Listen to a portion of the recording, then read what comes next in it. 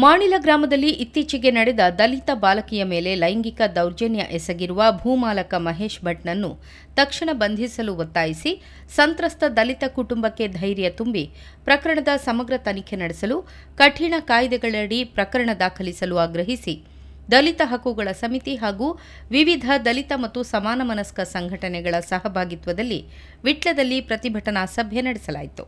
ವಿಟ್ಲದ ಖಾಸಗಿ ಬಸ್ ನಿಲ್ದಾಣದಿಂದ ಹೊರಟ ಪ್ರತಿಭಟನಾ ಮೆರವಣಿಗೆ ಮುಖ್ಯ ರಸ್ತೆಯಲ್ಲಿ ಸಂಚರಿಸಿ ನಾಡ ಕಚೇರಿ ಬಳಿ ಪ್ರತಿಭಟನಾ ಸಭೆ ನಡೆಸಲಾಯಿತು. ಪ್ರತಿಭಟನಾ ನಿರತರನ್ನುದ್ದೇಶಿಸಿ ಮಾತನಾಡಿದ ದಲಿತ ಹಕ್ಕುಗಳ ರಾಜ್ಯ ಸಮಿತಿ ಸದಸ್ಯೆ ಈಶ್ವರಿ ಪದ್ಮುಂಜಾ ಅವರು, ಪ್ರಕರಣವನ್ನ ಪೊಲೀಸರು ಮರೆಮಾಚಿದ್ದಾರೆ.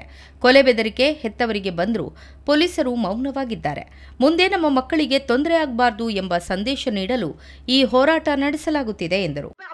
ಕೊಲೆ ಬೆದರಿಕೆ ಬರ್ಕೊಂಡು ಈ ಪ್ರಕರಣ ಸಂಬಂಧಪಟ್ಟது ಆ ಕೊಲೆ ಬೆದರಿಕೆ ಬತ್ನಾಲ ಯೋಚನೆ ಮಾಡಿ ಏರು ಕೊಲೆ ಬೆದರಿಕೆ ಬಲ್ತೇರೆ ದಾಯ ಮಲ್ತೇರೆ ಒಂಜಿ ವೇಳೆ ಒಂಜಿ ಅರ್ಥ ಮಲ್ತರು ನಮ್ಮ ಒಂಜಿ ಇಲಾಖೆಗೆ ಈತರ ಒಂಜಿ ಜ್ಞಾನ ಇಜ್ಜಂದ್ ಅಂತ ನಾವು ಅರ್ಥ ಮಲ್ತರು ನಾಪನು ಸ್ವಾಮಿ ಯಾನ ಕಂಡುಜಿಂದ ಯಾನ ತಪ್ಪುಜಿಂದ ವಾ ಇಲಾಖೆನ ಬಾರ್ಡು ವಾ ಪೊಲೀಸ್ ಸಂತೆ ಬಾರ್ಡು ಯಾನ್ ಪೋಡಿಜಿ ಇಂಬೆದಾಯ ತೆಂಗದು ಕುಳ್ಳಿದೆ ಅಪನಾನ ಕೈ ತಪ್ಪಾತನತ್ತ ತಪ್ಪಾಯನೆ ಮಾತ್ರ ಪೋಡಿಯೋಡತ್ತಂದೆ ಎನ್ನಂಚನ್ ಧೈರ್ಯ ಹಿಡಿತ ತಪ್ಪೇ ಮಾಡ್ತೀವಿ ಬಂದಿತ್ತಾನ ಎದುರು ಬರಲೆತ್ತ ದಾಯಿ ಬರ್ಪುಜೇರೆ ಉಂದುಲ ಪ್ರಕರಣದ ಒಂಜಿ ಸಾಧಿ ಸ್ವಾಮಿ ಉಂದೆಲ್ಲ ಇಲಾಖೆ ಅಂಕಲ್ ಪಂಡದು ಕೊರೋಡ ಆಯ್ ತಪ್ಪದು ಕುಂದಾಡ ಆಯ್ ತಪ್ಪು ಮಾಡ್ತಾರ್ಥ.